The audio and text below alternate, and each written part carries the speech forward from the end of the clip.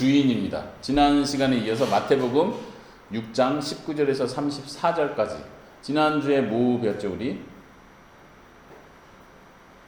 지난주에 주기도문 배웠습니다. 주기도문에서 강조점은 그 뒤에 있다고 그랬어요. 어떤 게 강조점이었죠? 용서에 대한 거. 너희가 다른 사람 용서하지 않으면 하나님 아버지도 용서하지 않는다. 이 강조점을 예수님께서 했죠. 기도를 설명하는 가운데 외식하는 자의 기도를 설명하고 예수님 가르쳐준 기도 내용을 통해서 외식하는 자처럼 기도하지 마라. 이거가 주제가 이어진다고 했어요. 외식하는 자처럼 기도하는 게 뭐예요? 종교적으로는 하나님과 막 개인적이고 은밀한 기도, 심지어 골방에서 기도할 수도 있는데 내 삶에서는 용서하지 않고 하나님께서 원하시는 뜻을 행하지 않으면서 그냥 종교적 기도하는 걸 예수님은 전체적으로 외식하는 거로 보시는 거예요. 그리고 그 이야기가 끝나고 금식하면서 외식하는 자처럼 하지 마라. 이렇게 얼굴을 초췌하게 하지 마라. 도리어 옷을 예쁘게 입고 얼굴을 밝게 해라. 하나님께 보이게 해서. 그래서 외식하는 자에 대한 주제가 18절까지 나오고 오늘은 19절부터 34절까지. 본문이 굉장히 길죠. 우리가 잘 아는 33절이 먼저 그의 나라 그의 일을 구하라. 그리하면 이 모든 것을 너에게 더하시리라. 그리고 그 앞부분은 염려하지 말라. 이런 이야기가 쭉 나오는. 공중의 새를 보라. 들의 백합화를 보라. 염려하지 마라. 하나님 너희를 얼마나 더 아끼고 사랑하시나. 이런 주제가 나오는 그 부분이에요. 그런데 이거를 하나 전체로 묶어서 한 주제 교훈이 있다고 보고 그 관점을 오늘 제목 두 주인이라는 관점으로 살펴보도록 하겠습니다. 왜냐하면 예수님께서 이 앞에서 우리가 읽겠지만 예수님께서 하나님과 재물을 겸해서 두 개를 동시에 섬길 수 없다. 하나님만을 섬겨야 된다. 하나님만을 섬기는 것이 이런 것이다 라고 말해요. 그래서 제목을 두 주인이라고 잡았습니다. 한번 우리 본문을 좀 길지만 같이 오늘 한 사람씩 돌아가면서 쭉 읽어봅시다. 제가 먼저 읽고 아까처럼 돌아가면서 읽게요. 너희를 위하여 보물을 땅에 쌓아두지 말라. 거기는 좀과 동록이 해하며 도둑이 구멍을 뚫고 도둑질하느니라. 종이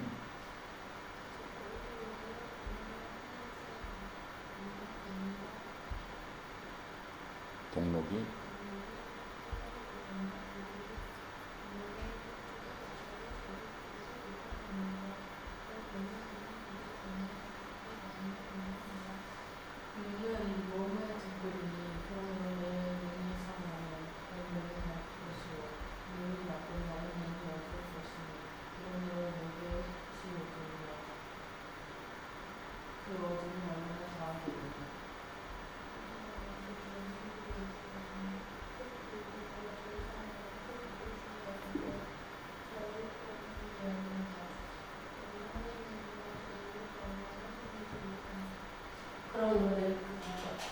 그러므로 내가 너희에게 이르노니 목숨을 위하여 무엇을 먹을까 무엇을 마실까 너희는 무엇을 입을까 염려하지 마라. 목숨이 음식보다 중하지 아니하며 몸이 음식보다 중하지 아니하며 공중의 새를 보라. 심지도 않고 거두지도 않고 창고에 들이지도 아니하되 너희 하늘 아버지께서 기르시나니 너희는 이것들보다 귀하지 아니하냐? 너희 중에 누가 염려함으로 그 키를 한 자라도 더할 수 있겠느냐?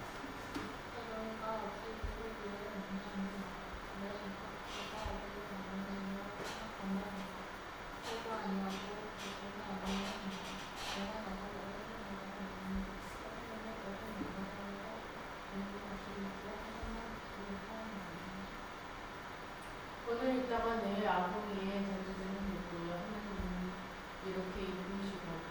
황금의 너희 일가보냐? 믿음이 지나가라.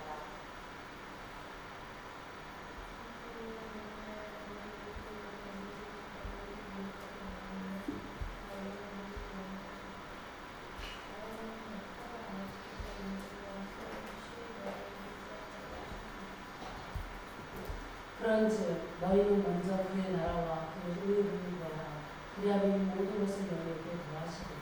그러므로 내일 일을 위하여 염려하지 말라. 내일 일은 내일이 염려할 것이요 한 날의 괴로움은 그날로 족하니라.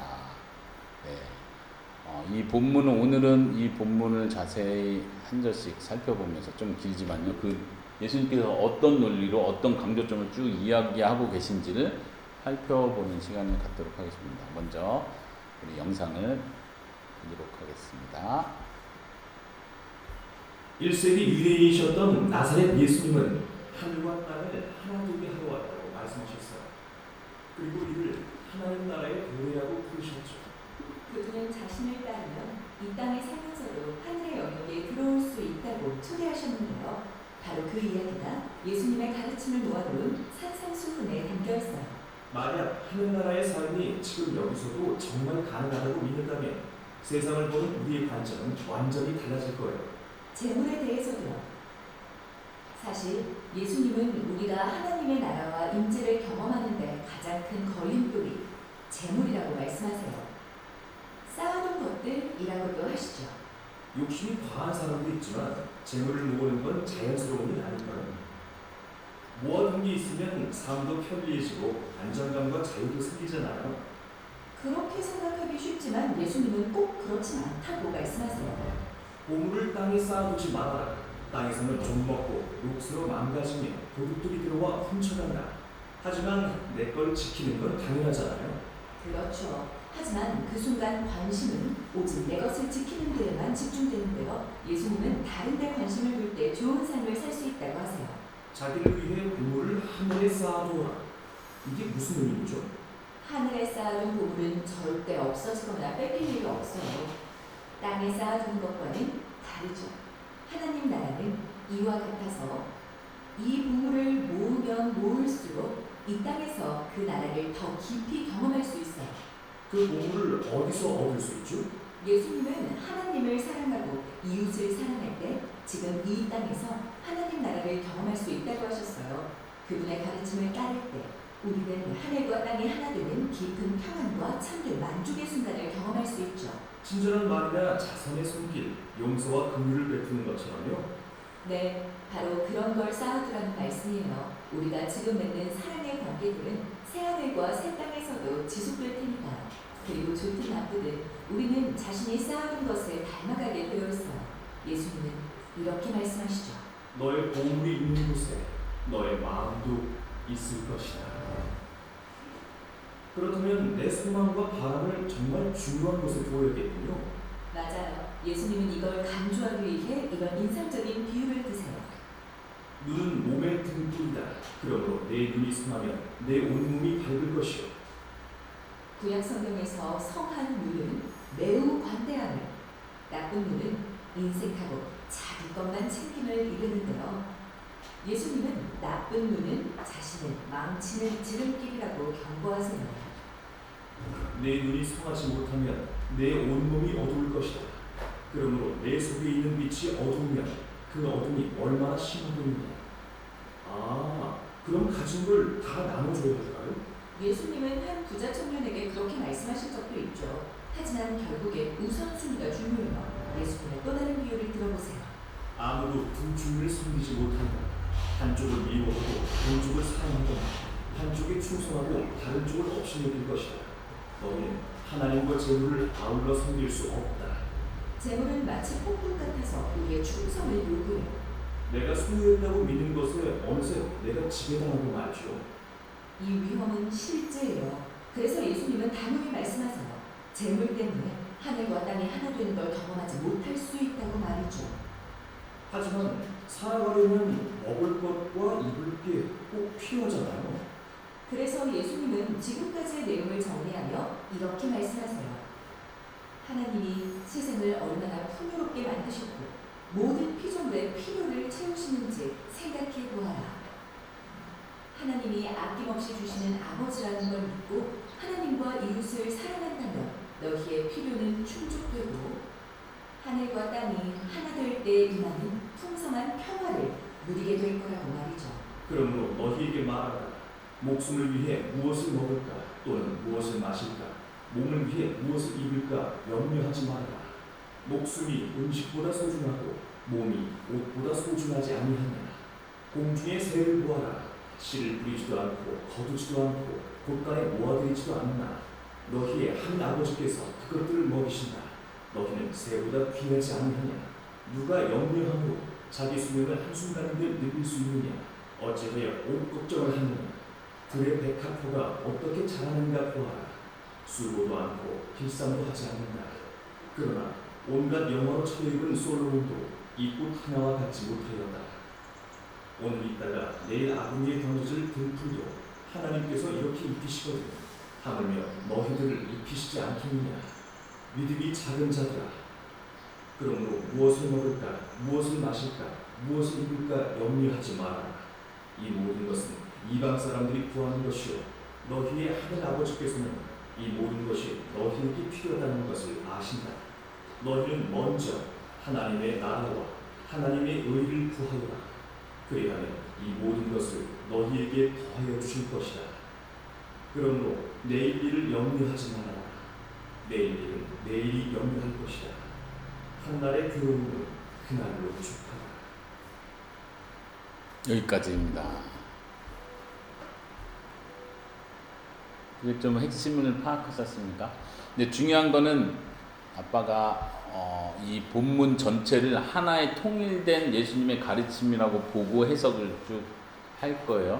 그렇기 때문에 어떤 학자들은, 주석가들은 여기에 나오는 여러 주제들을 이렇게 분리해서 예수님이 이런 교훈을 했고 이런 교훈을 했고 그 다음 이런 교훈 이렇게 보는 학자들도 있지만, 이제 아빠가 동의하고 배우는 주석가는 이 전체 단락을 하나로 보는 거예요. 지난 시간에 주기도문을 포함해서 외식하는 자에 대한 교훈을 쭉 이어서 하셨던 것처럼 지금 이 주제도 긴 단락이지만 여러 주제를 이야기하고 있는 것 같지만 통일된 주제로 쭉 하고 있다는 거를 받아들이고 그 관점으로 지금 설명을 하려고 하는 거예요. 그래서 우리 여러분들도 아빠와 같이 아빠가 이렇게 설명하는 거를 잘 논리적으로 잘 따라오시기 바랍니다. 졸리면 이렇게 일어나고, 다리가 아프시면 일어나고. 자, 이 본문만 우리가 잘 이해해도 하나님의 말씀을 우리가 항상 할 때 아빠가 늘 강조하는 거지만 성경을 읽을 때 여러분들이 오디오로 듣고 영상으로 보고 성경을 보더라도 그 전체 흐름에서 그 핵심을 찾는 연습을 계속 해야 돼요. 안 그러면은 달락달락만 보다 보면은 좋은 말인 것 같고 감동적이고 기억은 남는데 문맥과 상관없는 소위 말하는 은혜를 받을 수 있어요. 그렇게 하지 않기를 바랍니다. 특히 이제 이 본문과 관련해서 아빠가 그렇게 보려고 하는 이유는 특히 이 부분, 먼저 그의 나라 그의 의를 구하라 이 모든 것을 너에게 더하시리라, 이 부분은 너무나 한국교회 유명하고 많은 크리스찬들이 아는 구절인데 아빠가 볼 때는 너무 많이 잘못 해석을 하고 있어요. 적용을 하고 있어요. 아빠 예전에 나주혁신 장로교에서 이 본문으로 설교한 적이 있거든요. 그때도 강조한 것은 우리의 삶 자체, 단순히 그냥 하나님 나라 의를 구하라, 이게 하나님 나라를 구하라니까 선교와 연관해서 많이 설교를 하는데 그렇지 않다는 얘기를 아빠가 했어요. 그런 의미에서 이제 산상순 전체 문맥 안에서 예수님 계속 강조하는 건 우리의 성품, 우리의 삶, 하나님의 백성의 특징, 어떤 사람이 하나님의 백성인가를 계속 설명하는 그 큰 문맥 안에 있다는 걸 볼 때 단지 선교해야 된다 이런 차원은 아니라는 거예요. 의를 구하는 거에 대해서도 이따가 그 문맥 안에서 살펴보도록 하겠습니다. 먼저 너희를 위하여 땅을 보물에 쌓아두지 말라. 이 주체가 이제 재물과 연관된, 여기 보면 하나님과 재물과 연관된 주제를 쭉 이야기하는 건 같아요. 근데 이 중간에 나오는, 보세요. 눈은 몸의 등불이니 내 눈이 성하면 온몸이 밝을 것이요 눈이 나쁘면 온몸이 어두울 것이니 그러므로 내게 있는 빛이 어두우면, 어떤 가르침인 것 같아요? 문맥과 동떨어진 것 같은 느낌이 들어요. 그래서 여기는 보물을 하늘에 쌓아두는 거, 그리고 여기서도 또 하나님과 재물을 겸하여 섬기지 못하니까 하나님을 섬기는 거, 여긴 눈에 대한 얘기니까 뭐 착한 일을 하라는 건가 이렇게 하고 주제가 이렇게 떨어지는 것 같이 느껴진다는 거예요. 그런데 그게 아니라는 얘기를 하는 거예요.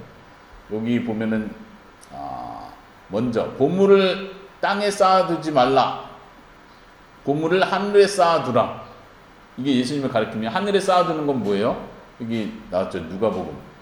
하늘에 쌓아둔다는 개념은 교회에 헌금을 하라는 얘기가 아니에요. 하늘에 쌓아둔다는 건 기도를 많이 하라는 얘기도 아니에요. 여기서 말하죠. 예수님이 이제 같은 문맥에서 똑같은 얘기를 누가복음에서 이렇게 풀어서 얘기해요. 너희 소유를 팔아서 구제하여 낡아지지 아니하는 배당을 만들어라. 곧 하늘에 둔 바 다함이 없는 보물이다. 소유를 팔아서 다른 사람을 구제하는 게 하늘의 보물을 쌓아두는 것이다라고 아주 분명하게 얘기해요. 이건 다르게 해석하면 안 돼요. 다르게 해석할 수 없는 본문이에요.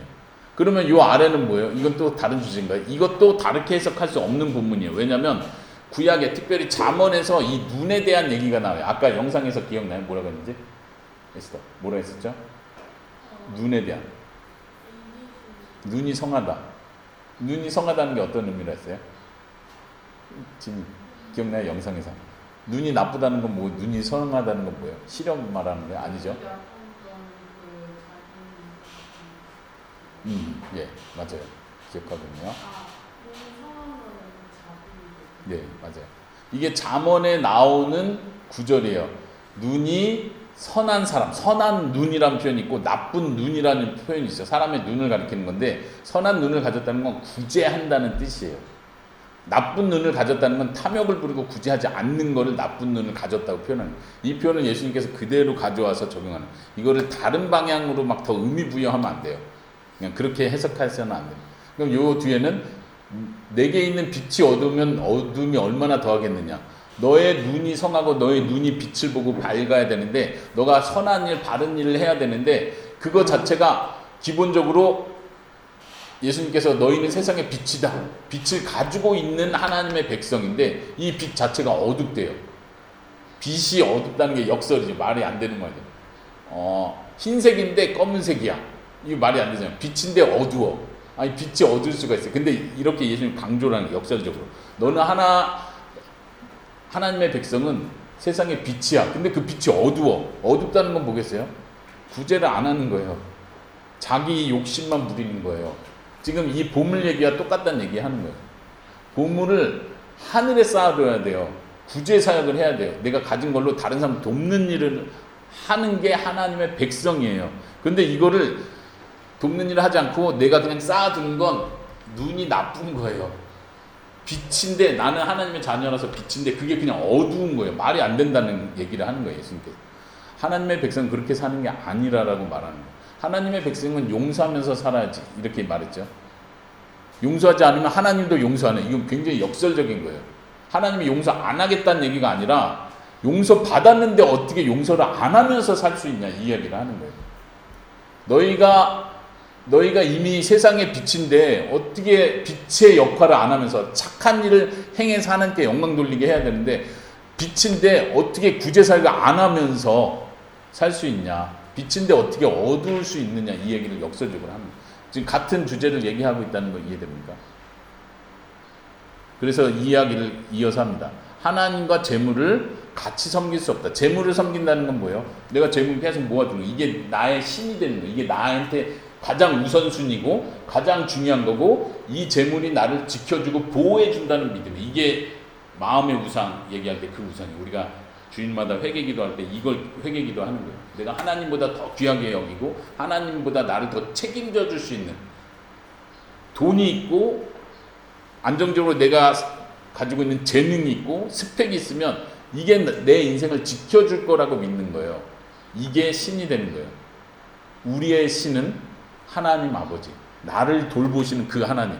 그렇기 때문에 내가 있는 재산이 나를 지켜주는 게 아니라 하나님이 나를 지켜주기 때문에 내게 있는 재산은 다른 사람에게 얼마든지 줄 수 있다는 거예요. 나눌 수 있다는 거예요. 왜냐면 이건 하나님이 기뻐하는 거니까.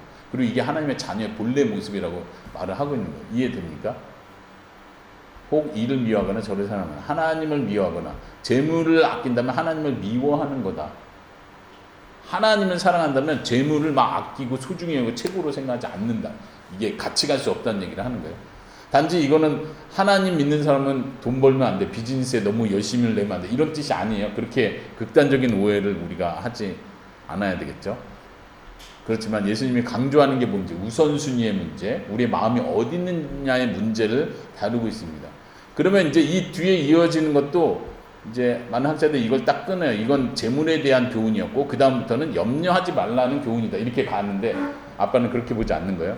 염려는 왜 갑자기 염려 주제가 나오냐면 재물을 섬긴다는 게 뭔지를 예수님이 설명하는 거예요.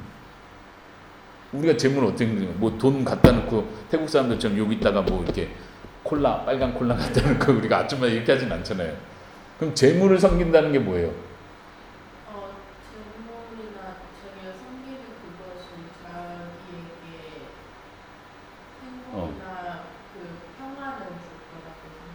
생각해서 어떤 식으로 표현이 될까요? 그게? 하나님보다 더 사랑할 때 그렇지. 사랑이 어떻게 표현돼? 우리 삶에서 내가 재물을 더 사랑하는데 어떻게 표현돼요? 우선 뺏어가려 하는 사람. 뺏어가려 하는 사람에게. 그치, 그거를 생각하는 거예요. 예수님 그걸 지금 설명하는 거예요. 구체적으로 설교로 치면은 예시를 들기 시작하는 거예요. 재물을 섬겨. 너 하나님 사랑. 당연히 저는 돈을 사랑하지 않아요. 저 하나님을 사랑해요. 말은 우리가 이렇게 하는데 우리가 내가 진짜로 마음이 재물에 있는지 하나님께 있는지 내가 나를 점검을 못해. 그래서 예수님이 설명하는 뭘 어떻게 설명해요? 너 염려하고 있지 않아? 이렇게 물어보는 거예요. 내가 염려하는 게 왜? 내가 하나님 사랑하는데 염려도 할 수 있죠. 아니, 하나님과 재물을 같이 섬길 수 없어. 너가 재물에 집착하고 재물이 너를 지켜준다고 생각하고 재물이 너의 삶에서 우선순위에 있다면 너는 자꾸 염려하게 돼. 그 재물이 없어지면 어떻게 하나? 재물에 문제가 생기면 어떻게 하나? 재물이 나를 못 지켜주면 어떻게 하나? 계속 모든 염려는 여기서 나오는 거야. 잘 너 마음을 살펴봐. 예수님이 가르쳐주는 아주 핵심이에요. 이 부분을 연결해서 보지 않으면 예수님의 가르침의 깊이를 우리가 놓치게 돼버려요. 보세요. 목숨을 위하여 무엇을 먹을까 무엇을 마실까 염려하지 말라. 아빠는 좀 젊었을 때 이 부분이 이해가 안 됐거든요. 여러분들 한번 보세요. 이거 아마 의심을 안 품었을 것 같아요. 밑줄친 부분. 목숨이 음식보다 중요하지 않냐, 몸이 의복보다 중요하지 않냐, 이게 무슨 뜻이에요? 몸이 중요하다는 얘기죠. 목숨이 중요하다는 얘기죠. 그러니까 음식이 중요하지 않다는, 덜 중요하다는 거죠. 목숨이 중요하니까. 옷이 중요하지 않은 거예요. 몸이 중요하니까. 그럼 뭐 예수님께서 하시고자 하는 말이 뭐예요? 음식 걱정하지 마라. 옷 걱정하지 마라. 왜냐하면 목숨이 중요하지. 그 무슨 말이야? 목숨이 중요하니까 먹어야 될 거 아니에요. 야, 먹고 살아야지. 그렇잖아요. 목숨이 중요하니까 먹어줘야죠. 몸이 중요하니까 입어줘야 되는 거. 이게 무슨 말이지? 아빠는 젊었을 때 이게 이해가 안 됐어요. 논리가. 예수님이 왜 이 얘기를 갑자기 하시지? 이거 설명할 수 있는 사람. 영혼. 말 그대로 영혼이 중요하니까. 그럼 이거는 뭐예요? 이게 모순이 일으키잖아요. 그렇게 해석하면 안 돼요. 자, 이거 말해볼 수 있는 사람. 진이. 예수님이 갑자기 목숨을 위해서 먹을까 걱정하지 마. 몸을 위하여 입을까 염려하지 말라 그랬는데 여기 잘 보면 목숨을 위해서 해야지. 왜냐면 목숨이 중요하니까. 몸을 위해서 해야지. 왜냐면 몸이 중요하다며. 예수님 말씀이 지금 여기서 이렇게 고민 안 해봤죠. 왜냐면 이 앞부분만 우리가 항상 봤기 때문에. 근데 예수님의 강조는 목숨을 위해요. 하나님을 위하여 무엇을 할까 염려하지 마. 이런 게 아니라 목숨을 위하여 무엇을 먹을까 염려하지 마라. 그러면서 목숨이 더 중요하잖냐. 그러니까 먹을 거 걱정하지 마라. 이 논리가 아빠는 이해되는 사람. 그래서 중요한 게 문맥을 보는 거예요. 항상 문맥을 보는 게 성경 해석의 아주 중요한 키워드예요. 이 뒤에는 뭐가 나올까요? 그러면 공중의 새를 보라, 들의 백합화를 보라. 왜 예수님이 갑자기 새하고 백합화 얘기를 하죠? 목숨이 중요하다, 몸이 중요하다. 그러니까 먹을 거 입을 거 염려하지 마라.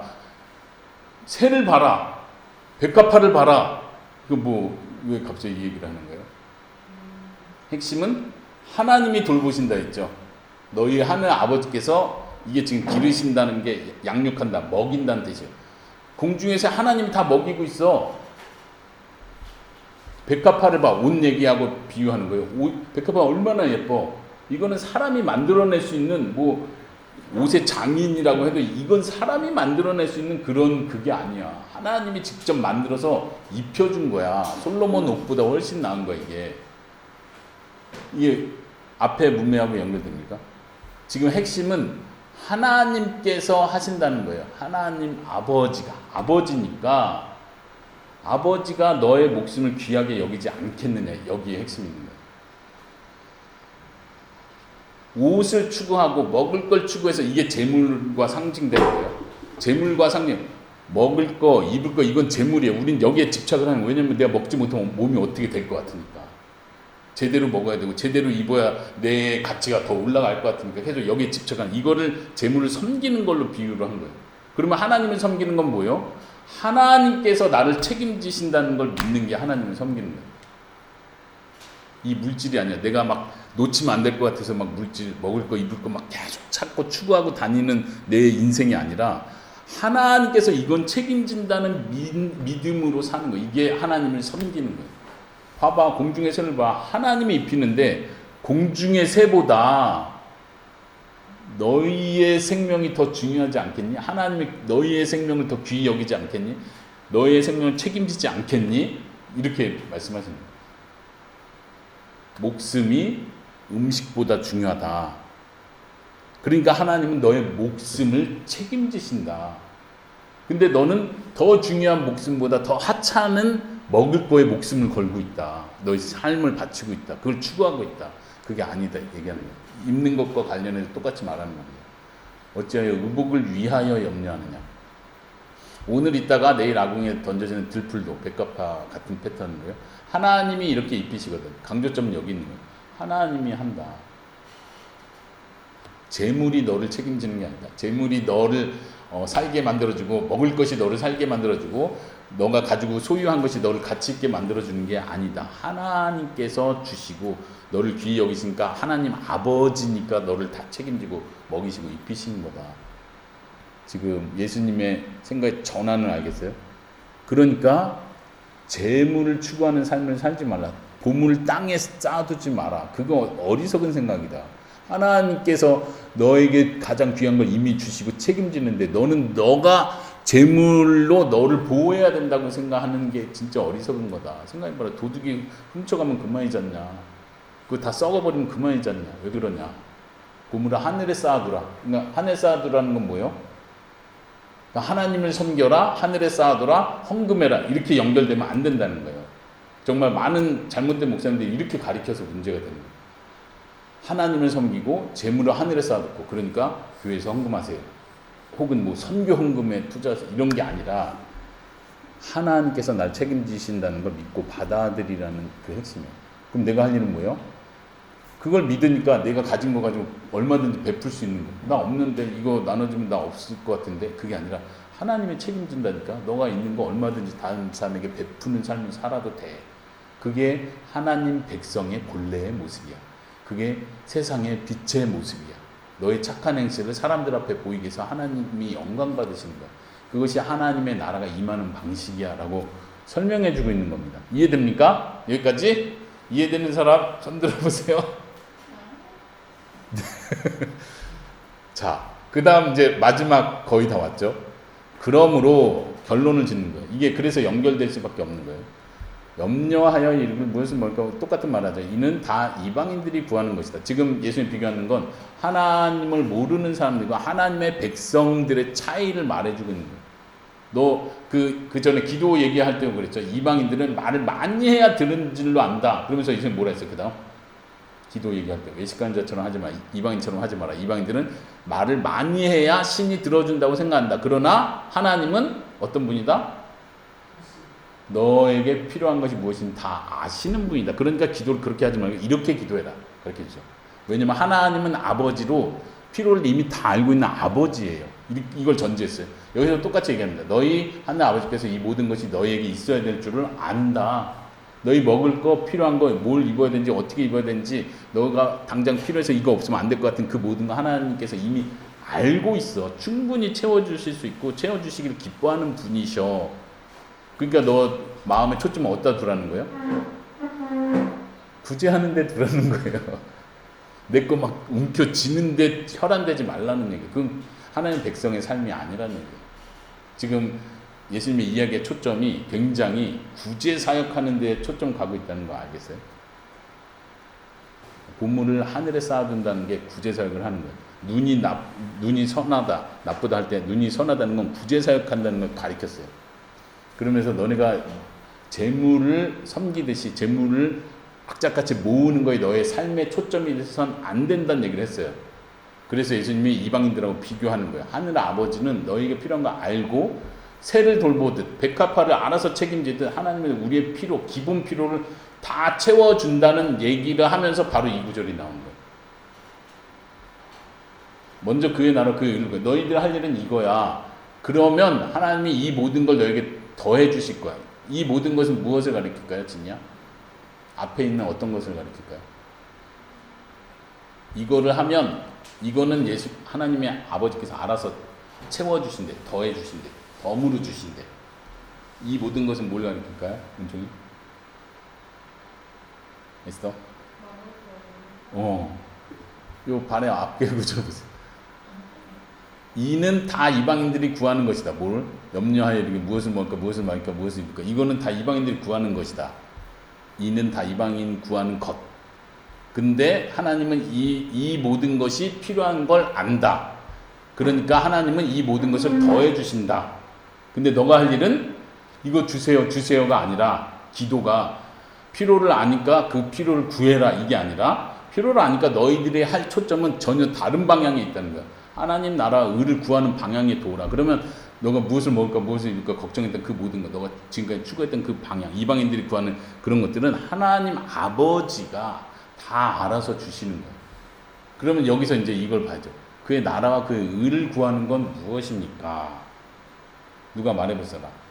지금까지 문맥과 산상수훈의 그 큰 틀 안에서 하나님 나라 의를 구하는 것이 무엇이라고 생각되어집니까? 믿음? 어떤 믿음? 구체적으로? 어떤 믿음? 구체적으로 설명을 해보세요. 풀어서.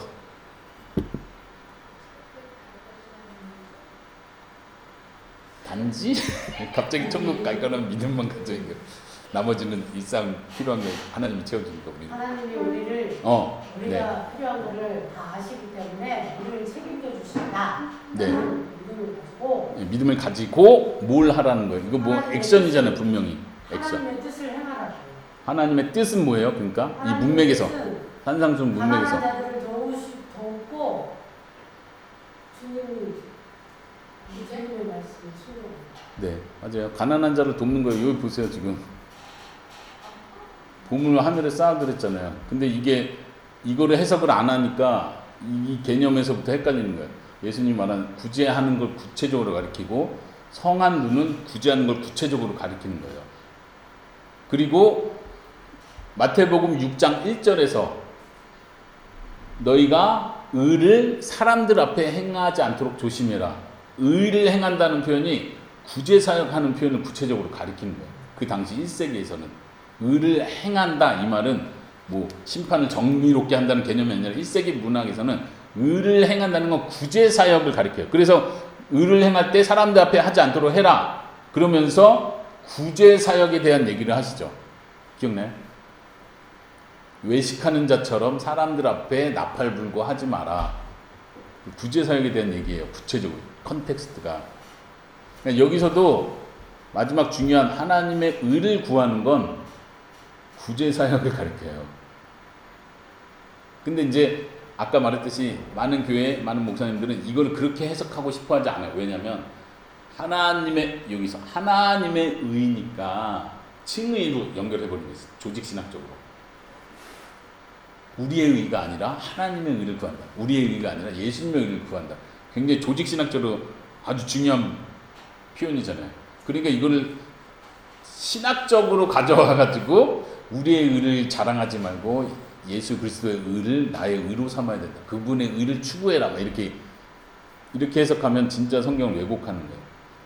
물론 신약이 가리키는 바는 맞지만 이 본문이 가리키는 바는 절대 아니에요. 그럼 하나님의 나라를 구한다는 건 뭐예요? 나라라는 얘기가 산상수훈 안에서 나왔었나요? 하나님께서 마지막에 상을 준다는 얘기가 있었죠.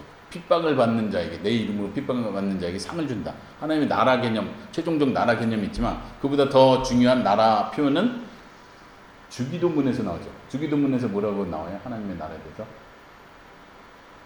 주기도문, 예수님의 기도문에서 하나님의 나라 어떻게 설명이 나오죠? 하나님의 뜻이 땅에서도 이루어집니다. 나라는? 주기도문 어떻게 시작하죠? 시작. 이름이 거룩히 여김을 받으시오며 나라가 임하시오며. 하나님의 통치. 예. 예수님께서 기도를 갈 때 하나님의 나라가 임하게 해달라는 기도를 해요. 이거는 그냥 하나님께서 다 알아서 하세요 이게 아니라 우리는 하나님 나라의 백성으로서 하나님의 통치를 받는 자로서의 삶을 살아가는 거예요. 그게 뭐예요? 전도하고 선교하는 게 아니라 선한 일을 행하는 거예요. 다르게 해석할 수 있나요? 예수님께서 주기도문 가르칠 때 하나님의 나라가 임하십시오. 하나님의 이름이 거룩히 여김을 받으십시오. 하나님의 뜻이 이루어지십시오 할 때 단지 선교하세요. 하나님이 이 세상에 드러나도록 선교하세요. 여기에 초점이 있는 게 아니라 우리는 하나님의 백성으로 살아가야 된다는 얘기는 하나님의 백성이 어떤 삶인지를 쭉 설명하는 거예요. 어디서부터? 산상순 처음부터 마음이 가난한 자는 복이 있나니 긍휼히 여기는 자는 복이 있나니 온유한 자는 복이 있나니 애통하는 자는 복이 있나니 의를 위하여 핍박받는 자는 복이 있나니 의를 위하여 핍박받는다는 게 뭐예요? 어른 일을 행하다. 이 전체가 하나님의 백성의 성품을 가리키는 거예요. 온유한 자, 긍휼히 여기는 자, 애통하는 자, 참된 의, 정의를 행하기 위해서, 선을 행하기 위해서 때로는 핍박도 감수하는 자, 오른밤을 치며 왼밤도 돌려대는 사람. 예수님 계속 설명하는 게 이 패턴에서 움직이고 있다는 거 알죠? 그래서 산상순 전체를 같이 살펴보는 거예요. 이 맥락을 보기 위해서. 하나님의 나라와 의를 구하는 건 하나님의 백성답게 하나님의 통치 아래 살아가는 거예요. 그런 의미에서 하나님의 나라 구하는 거 1번, 하나님의 의를 구하는 거 2번, 두 가지를 해라고 말씀하시는 게 아니라 한 가지로 지금 설명하고 있는 거예요. 하나님의 나라를 구한다는 건 하나님의 의를 추구하는 거예요. 하나님께서 원하시는 거. 특히 나라와 관련해서 선교적인 방향으로 해석하지 않는 이유가 여기 있어요. 누가복음에서 또 이 부분도 예수님이 표현해요. 적은 무리여 무서워하지 말라. 제자들에게 너희 아버지께서 그 나라를 너희에게 주시기를 기뻐한다. 하나님의 나라를 주시기를 기뻐하고 히브리서에서는 이렇게 표현해요. 우리가 흔들리지 않는 나라를 받았은즉. 하나님의 나라는 우리가 받는 개념이에요. 우리가 확장하고 우리가 성취하고 우리가 선교를 통해서 전도를 통해서 하나님 나라를 막 오게 만드는 게 아니라 하나님께서 우리에게 주시는 게 하나님의 나라예요. 그러니까 우리는 그 나라 안에 이미 거한 자예요. 나라를 이미 받은 자예요. 하나님 나라의 백성이. 그러니까 하나님의 백성답게 살아가는 것이 하나님의 나라를 구하는 삶이에요. 그것은 곧 하나님의 의를 구하는 삶이라고 표현해요. 하나님의 의를 구한다는 거 여기 제가 구절을 하나 더 가져왔는데 여기는 마태복음 5장 마지막 부분 6장 넘어오기 바로 전 구절들이에요. 이거 기억날 거예요. 제가 한번 읽어볼게요. 나는 너에게 이르노니 원수를 사랑하며 너희를 박해하는 자를 위하여 기도하라. 기억나죠? 이같이 한즉 하늘에 계신 너희 아버지의 아들이 되리니 이는 하나님이 그 해를 악인과 선인에게 비추며 비를 의로운 자와 불의한 자에게 내려주심이라. 너희가 너희를 사랑하는 자를 사랑하면 무슨 상이 있으려? 세리도 이와 같이 아니하느냐? 또 너희가 너희 형제에게만 무난하면 남보다 더 나은 것이 무엇이냐? 이방인들도 이와 같이 아니하느냐? 그러므로 하늘에 계신 너희 아버지 온전하신 것 같이 너희도 온전하라. 우리가 배웠던 내용인데 여기를 다시 한번 보세요. 하나님의 의를 구한다는 것이 무엇인지 저는 이것이 가장 잘 설명해 준다고 봐요.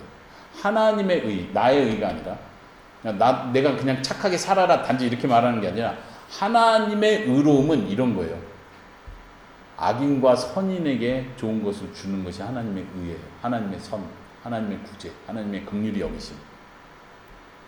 그러면서 우리에게 말하기 너희도 하나님의 아버지처럼 아버지가 온전한 것처럼 아버지가 원수를 악인들을 사랑해주고 은혜를 베풀어 주는 것처럼 너희도 그렇게 하나님처럼 되라라고 예수님 명령하셨어요.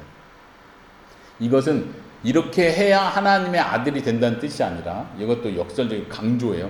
너희가 하나님의 아들이야. 너희는 이미 세상의 빛이야. 그러니까 이렇게 살아야 되지. 너희는 이미 용서받은 자야. 그러니까 너에게 악을 베푸는 자를 용서해야지. 너는 이미 하나님의 아들이야. 근데 하나님은 이렇게 하시는 분이야. 너희 아버지 하나님은. 그러니까 너희도 하나님의 아들이니까 당연히 하나님의 온전하심처럼 너희도 다른 사람들 사랑해야지. 이것이 하나님의 의를 추구하는 삶이에요. 우리도 그렇게 살아야 된다는 거예요. 이게 쉽지 않죠. 우리가 실제 살아가면서 사회생활을 하고 이제 나를 괴롭히고 힘들게 하는 사람들을 직장 내에서 만나고 내 환경 속에서 사람 관계 속에서 만나다 보면 정말 나를 박해하는 자를 위해 기도한다는 게 쉽지 않아요. 저주하지 않으면 다행이고 복수하려는 마음만 갖지 않는 것만 해도 대단한 건데 예수님은 더 나아가라는 거예요. 왜냐하면 나도 그렇게 했다. 하나님 아버지도 그러신 분이다. 우리가 하나님의 성품을 닮아야 된다. 그것이 하나님의 의를 구하는 삶이다. 여기에 필요한 것이 있으면 기도해라. 그래서 우리가 잘 아는 것처럼 아주 유명한 말씀처럼 6장이잖아요. 7장 7절에 보면 무슨 말이 나요? 구하라. 그래야면 주실 것이요. 우리가 뭘 구해야 됩니까? 갑자기 재물 구하라는 얘기를 하는 거예요. 재물과 하나님 섬길 수 없다가 하면서 성공을 구하라는 얘기를 갑자기 하는 거예요. 이게 문맥에 전혀 안 맞는 거예요. 아직 산상수훈이 끝나지 않았어요. 산상수훈은 문맥이 하나예요. 하나님의 나라와 의를 구하라. 그리고 7장 7절에 가서 구하라. 그러면 찾을 것이요. 문을 두드리라. 열릴 것이다. 찾는 이에게 발견되어질 것이다. 이렇게 말하는 거예요. 뭘 추구하면서 사는지를 분명히 방향을 정해줬어요. 이미. 근데 갑자기 구하고 찾고 매달리고 매달리면 하나님 무조건 응답해줘 하면서 내가 원하는 거 이것저것 자지구리한 거, 예수님 말한 이방인들이 구하는 먹고 마시고 입을 거를 구하는 걸 그래 간절히 믿고 찾고 구하고 두드리면 다 될 거야. 이런 식으로 본문을 적용해버리면 예수님의 가르침 정반대로 적용을 한다는 얘기예요. 우리는 하나님의 자녀입니다. 하나님께서 나를 책임진다는 걸 믿는 거예요. 그러니까 우리가 할 일은 이거예요. 하나님처럼 악인들에게 선을 베풀고 사랑을 실천하고 정의와 공의를 위해서 핍박받을 수 있는, 그러면 나머지 필요한 것, 내가 삶에 살아가면서 필요한 것들 하나님이 채워주신다는 거예요. 그 믿음으로 살아요. 마지막 구절 결론은 이렇게 다시 한번 그러므로 또 나와요. 여기서는 그러므로가 아니라 그런직이 아니라 그러나요. 헬라어에는. 왜냐면은 헬라어에서 이방인들은 이런 걸 구한다. 그러나 너희는 이렇게 해라. 이렇게 말이고, 여기가 진짜 결론이죠. 예수님의 결론이 뭐냐면 이 전체 단락의 최종 결론은 내일 일을 위하여 염려하지 말라. 왜 갑자기 염려하기로 바뀌어요? 이 멋진 하나님이 나라와 의를 구하라 엄청 큰 얘기를 하다 갑자기 염려하지 말라로 결론을 짜요. 그러니까 이게 지금 문맥으로 봤을 때 나라와 의를 구하는 것과 염려하지 않는 것이 같은 맥락이라는 걸 이해해야 돼요. 내가 자꾸 염려하니까 우리의 초점이 하나님의 성품을 닮아가는 데 있지 않고 자꾸 나를 지켜줄 수 있는 재물을 쌓고 내 직장 생활에서 내가 돈 버는 문제에서 계속 문제 생기는 거에 갖고 집착을 하게 되는 거예요. 하나님이 돌보신다는 생각보다 재물이 나를 책임져 준다는 생각을 자꾸 하다 보니까. 근데 이건 하나님이 주실 거다. 그러니까 염려하지 마라. 다시 돌아오는 거예요. 별도의 얘기가 아니라는 거예요. 내일 일은, 이 표현 중요하다고 했죠. 내일 일은 내일이 염려할 것이요. 이건 헬라어에서 예수님이 강조하는 아주 중요한 표현이에요. 내일은 너가 염려할 게 아니고 내일은 내일이 알아서 염려하는 거야. 할 것이야. 그러니까 너는 내일 일은 아예 염려할 생각하지 마. 여기에 강조를 둡니다. 그러면서 마지막 한날의 괴로움은 그날의 족하다. 이 표현도 약간 낯설 수 있어요. 좀 염려하지 않는 것과 한날의 괴로움은 그날의 족하다. 그러니까 좀 그냥 아무 생각하지 말고 살아 막지, 좀 너무 과한 것 같은 표현인 것 같이 느껴지기도 해요. 그러나 그게 아니에요. 예수님께서는 성도들의 하루하루 삶이 얼마나 힘든지를 예수님은 아시는 거예요. 그 당시 1세기 유대인들 마찬가지예요. 오늘날 우리 성도들의 삶이 그냥 염려하지 않고 행복하고 기쁘게 항상 기쁘고 항상 즐겁고 이렇게 가벼운 삶이 아니라는 걸 예수님은 아시는 거예요. 너의 삶이 힘들다는 건 하나님 아버지도 알고 계신다. 근데 거기다 너가 염려까지 너가 해서 너가 책임져야 될 것처럼, 너가 재물을 모으지 않으면, 너가 스펙을 쌓지 않으면, 너가 이 문제를 해결하지 않으면 마치 다 모든 게 더 큰 문제로 커질 것처럼 염려하면서 살지 마라. 하나님이 책임진다. 너가 오늘 받은 그 괴로움 그걸로 족하다. 그걸로 하나님 앞에 기도하고 그걸로 하나님께 나아가라. 그러면서 핵심은 이거예요. 내일 일은 염려하지 마. 이게 뭐라고요? 너가 하나님을 섬기냐 재물을 섬기냐. 저 재물 섬기지 않아요. 저 하나님만 섬기는데 당연하죠. 근데 왜 염려하냐 이렇게 물어보시면, 그러니까 염려하지 마. 염려하지 않을 수 있겠습니까? 엄마랑 우리 방콕에서 늘 돈 문제, 비자 문제, 태국어 성장하는 문제 가지고 늘 염려해요. 이게 이제 우리 마음을 빼앗는 큰 주제가 돼버리면 안 되겠죠. 우리 딸들도 각자의 고민들 있잖아요. 특히 진로와 관련해서 불안한 것들.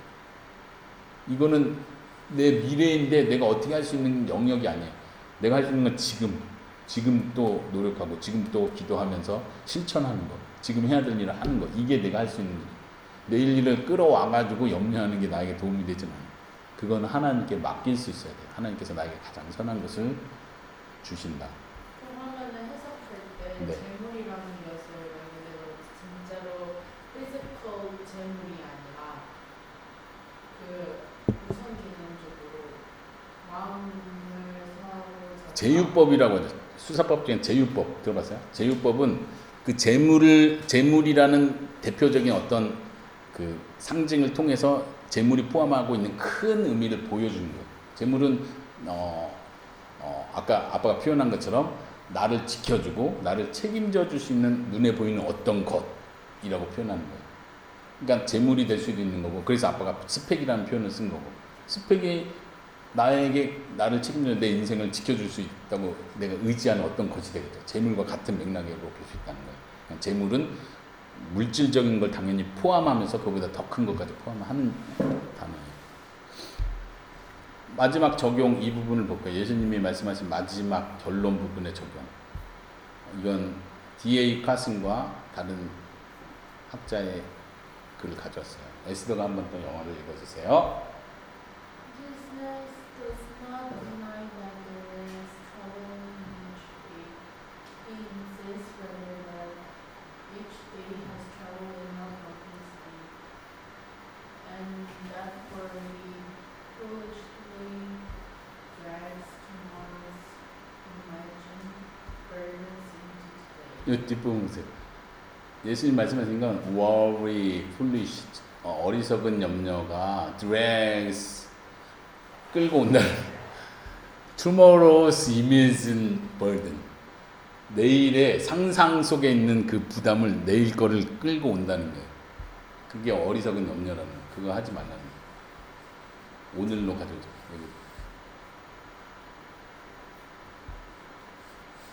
여기도 비슷한 표현이에요. 한번 읽어주겠어요? God's provision is day by day. Anxiety arising from attempting to live tomorrow in a day. 네, 염려는 내일 일을 미리 살려고 할 때, 살아나가다 할 때. 오늘은 우리는 시간 안에 오늘밖에 살 수가 없잖아요. 내일은 살고 있는 게 아니잖아요. 오늘을 살고 이 삶만으로도 충분히 우리가 고민하고 실천해야 될 것들인데, 그게 아니라 생각 속에서 내일을 살려고 할 때, 땡겨와서 in advance 할 때 생기는 게 염려다, 이렇게 표현해요. 어떻게 생각하십니까? 우리가 하나님을 신뢰한다면 재물이 아니라 어떤 문제가 내가 원하는 바가 성공이든 내가 성취해야 될 어떤 것들이 될 때 그게 나를 책임져주고 내 인생을 지켜주는 게 아니라, 그거는 앞으로 일어날 일이 어떻게 될지 모르지만 그것과 상관없이 하나님께서, 나의 아버지께서 내 필요를 아시고 나에게 목적과 사명을 주신 그 아버지께서 나를 지켜주고 책임져 준다는 믿음으로 살 때 우리는 염려를 띄어낼 수 있는 거예요. 이거는 평생 해야 될 훈련이에요. 염려 띄어내는 게 딱 그래, 염려 안 하기로 했어, 결심해서 한다고 되는 건 절대 아니에요. 계속 훈련하는 거예요. 또 염려가 엄습될 때 또 기도하고 싸우고 몰아내고 하나님 의지합니다. 내가 할 수 없는 걸 내가 고민하면서 어떻게 염려 속에 살지 않겠습니다. 하나님께서 나를 책임져 주십시오라고 고백하는 거죠. 우리 딸들이 예수님의 말씀대로 살 수 있기를 아빠는 진심으로 바랍니다. 그것이 우리의 인생을 자유하게 해주고 하나님 안에서 기쁘게 살게 해줍니다. 그 안에서 하나님은 영광을 받으십니다. 우리가 어떤 프로젝트, 선교 프로젝트든 어떤 비즈니스를 통해서 하나님께 어떤 하나님의 영광에서 어떤 일을 하는 어떤 프로젝트를 통해서가 아니라 우리의 이러한 삶을 통해서 하나님께서 영광 받으십니다. 그렇게 살 수 있는 우리 딸들 되기를 바랍니다. 같이 찬양하고 아빠가 기도하겠습니다.